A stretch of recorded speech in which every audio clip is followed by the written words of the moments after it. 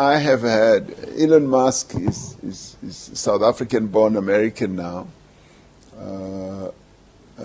I have had discussions with him and have said, Elon, you've become so successful and you are investing in a variety of countries. I want you to come home and invest here.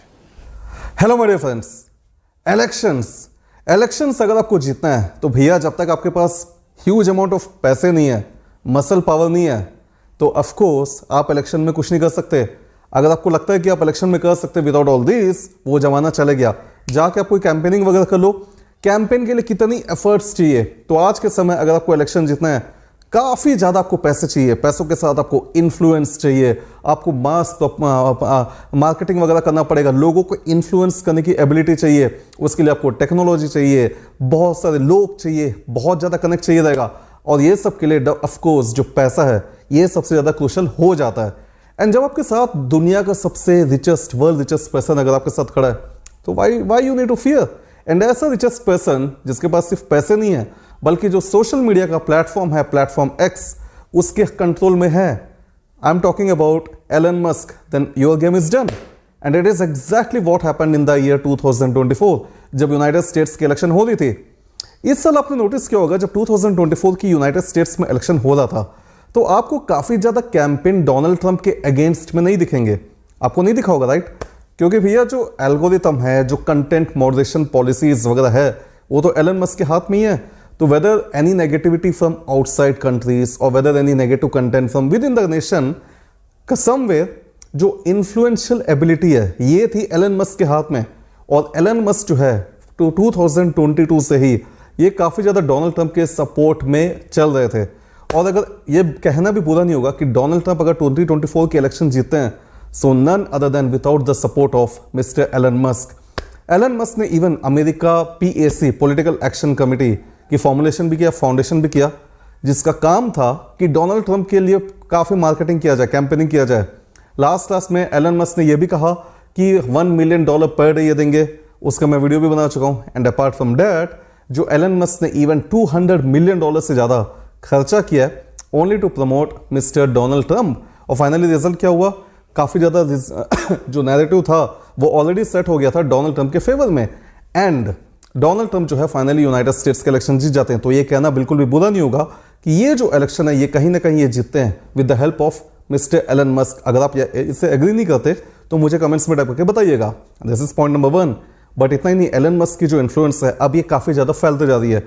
आप अगर Elon Musk को देखेंगे world में काफ़ी जितने भी काफ़ी countries के पॉलिटिकल लीडर्स को देखिए, हमारे इंडिया के मोदी जी को देखिए, मिस्टर जेलेंस्की को देखिए, यूक्रेन के कोई और कंट्रीज के देख लीजिए, इजराइल के नेतन्याहू जिसे देख लीजिए। तो वर्ल्ड में आप जितने बड़े बड़े पॉलिटिकल लीडर्स हैं उनके साथ कनेक्शन है एलन मस्क की। उतना ही नहीं बल्कि जो बिजनेस वर्ल्ड है उससे भी कनेक्टिविटी बैठा दें।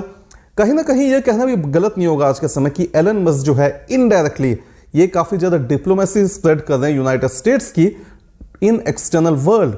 तो यूनाइटेड स्टेट्स की जो पूरी डिप्लोमेसी है इसको कहीं ना कहीं एलन मस्क जो है काफ़ी ज़्यादा इन्फ्लुएंस कर रहे हैं। और जो वर्ल्ड है, वर्ल्ड के काफ़ी ज़्यादा कंट्रीज है, उनके साथ एलन मस्क जो है वाया अपने खुद से ये इन्फ्लुएंस कर रहे हैं यूएस की पॉलिसीज़ को। ये कहना भी गलत नहीं होगा। एंड जब इतना सब चीज़ हम बोल रहे हैं तो आज के समय एलन मस्क के पास एक और बड़ी अपॉर्चुनिटी आ चुकी है। मैं बताता हूँ आपको क्या है।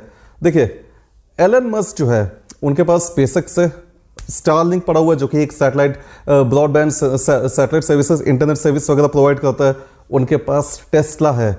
नाउ रिसेंटली होता यह है एलन मस्क की जो मुलाकात है इवन ये साउथ अफ्रीका के प्रेसिडेंट मिस्टर रामाफोसा से होती है। और यहाँ पर बात होती है एलन मस्क की कि एलन मस्क जो है ये डिस्कशन होता है इनकी साउथ अफ्रीका के प्रेसिडेंट से कि भैया तुम साउथ अफ्रीका में जो रूल्स है इन रूल्स को तुम थोड़ा सा रेस्ट्रिक्शंस जो लगे हुए हैं उनको थोड़ा सा कम करो, थोड़े से रेस्ट्रिक्शंस को कम करो या उनको चेंज करो या उन्हें एलिमिनेट कर दो। और कौन से रूल्स की मैं बात कर रहा हूँ? बेसिकली एलन मस्क ये चाहते हैं कि उनकी जो स्टारलिंक है जो कि सैटेलाइट ब्रॉडबैंड सर्विस प्रोवाइडर है, ये वर्ल्ड में 100 कंट्रीज से ज़्यादा इसकी ऑपरेशन करती है। नाउ एलन मस्क चाहते हैं कि इनकी जो स्टारलिंक की जो सर्विसेज है ये स्प्रेड किया जाए साउथ अफ्रीका में भी। अब होता यह है कि स्टारलिंक इंडिया में कैसे एंट्री किया हम सब जान चुके हैं, आपने काफ़ी लोगों ने देखा ही होगा, करेक्ट? तो भैया आज के समय एलन मस्क कितने पावरफुल है कि इवन मैं फ्रैंकली बताऊं आपको, even our Indian nation, even हम जितना भी बोल दे, आज हमारी गवर्नमेंट के पास इतना पावर शायद मुश्किल है ये रेजिस्ट करना एलन मस्क को। आप में एग्री कोई करता है तो मुझे बता दीजिएगा, कितने लोग एग्री करते बताइए, कितने लोग एग्री नहीं करते ये भी बताइए। It is very difficult to resist Elon Musk today, gone are the times, but आज एलन मस्क जो है बहुत ज़्यादा इन्फ्लुएंशियल पर्सन है। उनके हाथ में इवन एक एक्सटर्नल कमिटी दिया गया है, डिपार्टमेंट ऑफ गवर्नमेंट एफिशिएंसी, उनके हाथ में पूरा पावर है आज के समय कि ये ऑडिट करेंगे कि कौन कौन कहाँ पर यूनाइटेड स्टेट्स की जो फेडरल गवर्नमेंट है ये खर्चे करने चाहिए, कितने खर्चे होने चाहिए, क्या ये खर्चा सही है नहीं है, कहाँ कम कर सकते हैं खर्चा, क्या क्या एक्शन लिया जा सकता है। तो एलन मस्क जो है आज के समय बहुत ही इन्फ्लुएंशियल पोजीशन पर है आज के समय यूनाइटेड स्टेट्स में, एंड बहुत ही ज़्यादा मुश्किल है एलन मस्क को आज के समय दूसरे कंट्रीज में रेजिस्ट करना, उनको नो बोलना। आप देख लीजिएगा, मैं अगर आप मुझसे एग्री नहीं करते बताइएगा मुझे। नाउ रिसेंटली होता यह है, एलन मस्क की मुलाकात होती है साउथ अफ्रीका के प्रेसिडेंट से, और एलन मस्क चाहते हैं कि इनकी जो स्टारलिंक सर्विसेज है जो काफ़ी ज़्यादा गेन किया, specially in Yemen, specially Ukraine में जो काफ़ी ज़्यादा इंपॉर्टेंस विजिबिलिटी में आया, तो ये चाहते हैं कि जो स्टारलिंक की ब्रॉडबैंड सर्विसेज है अब ये सीधा साउथ अफ्रीकन कंट्रीज में भी चले जाए।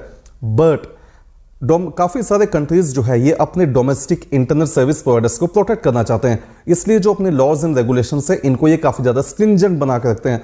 लेकिन यहाँ पर इवन साउथ अफ्रीका की रूल्स देखा जाए तो वहाँ भी कहा जाता है कि अगर दूसरे कंट्रीज से अगर आप आ रहे हो तो जो 30% जो ओनरशिप है ये डोमेस्टिक पार्टनर की होनी चाहिए।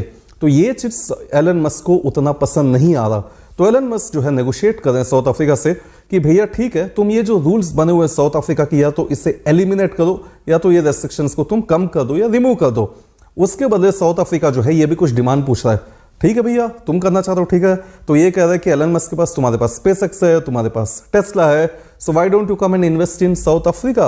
आप अपनी टेस्ला को बोलिए कि वो अपनी बैटरीज की प्रोडक्शन वगैरह जो है ये करे साउथ अफ्रीका से, अपनी स्पेसएक्स को बोलिए कि आके इन्वेस्ट करे साउथ अफ्रीका में, तो उससे इन्वेस्टमेंट आएगा, जॉब डेवलप होगा, जॉब्स बढ़ेंगे साउथ अफ्रीका में, वहां की इकोनॉमिक में इंप्रूवमेंट आएगा। तो ये नेगोशिएशन जो है चल रहा है, and it is an additional opportunity for both Elon Musk as well as South Africa. तो यहाँ पर जो battery production, South Africa famous किसके लिए, साउथ अफ्रीका के पास भैया बहुत सारे क्रिटिकल मिनरल्स पड़े हुए हैं, और अगर टेस्ला पहुंच जाता है साउथ अफ्रीका में, वहां अगर प्रोडक्शन करता है तो चाइना के बाद इवन जो साउथ टेस्ला है इसके पास भी बहुत बड़ी अपॉर्चुनिटी हो जाएगी, एक्सेस मिल जाएगा इसे क्रिटिकल मिनरल्स का। तो हो सकता है कि आने वाले दिनों में एलन मस्क जो है ये बहुत ज़्यादा पिच इन करे, पेनेट्रेट करे, बहुत ज़्यादा एक्सप्लोर करे साउथ अफ्रीकन नेशन में। तो मैं हमेशा काफ़ी लंबे समय से कहता हूँ कि इवन इंडिया को जो है पीछे नहीं होना चाहिए। अगर आपको बढ़ना है, अपनी इकोनॉमी को बढ़ाना है, तो आपको एक्सपैंड करना पड़ेगा। डोमेस्टिकली आप अपने आप को रेस्ट्रिक्ट नहीं कर सकते, आपको चाइना और यूनाइटेड स्टेट्स से पीछे नहीं रहना है। If you want to become the third richest nation, third powerful nation in the world, you have to look after them. जो ये कंट्रीज कर रहे हैं आपको करना ही पड़ेगा, आप उन्हें छोड़ नहीं सकते। इंडिया को भी काफ़ी पोटेंशियल्स एक्सप्लोर करना पड़ेगा साउथ अफ्रीका में। So that's it my dear friends, ये कोई छोटा सा मुद्दा है, एक अपॉर्चुनिटी है, एक एक्सप्लोरेशन है जो एवन एलन मस्क के लिए खुल रहा है। मैं बस उनके पावर के बारे में थोड़ा सा डिस्कस करना चाहता था, और किस तरीके से दूसरे कंट्रीज में अब ये एक्सपैंड करने वाले हैं, और अभी साउथ अफ्रीका जो है ये दिख रहा है अभी बहुत जल्दी। आपका क्या व्यू है ओवरऑल एलन मस्क के रिगार्डिंग, यूनाइटेड स्टेट्स की इलेक्शन के रिगार्डिंग, और ये ओवरऑल साउथ अफ्रीकन पेनेट्रेशन के रिगार्डिंग? मुझे भी कमेंट्स में टाइप करके बताइएगा। इस वीडियो में फिलहाल इतना ही, अगले वीडियो में फिर मिलते हैं। Till then take care, stay safe and as usual, cheers.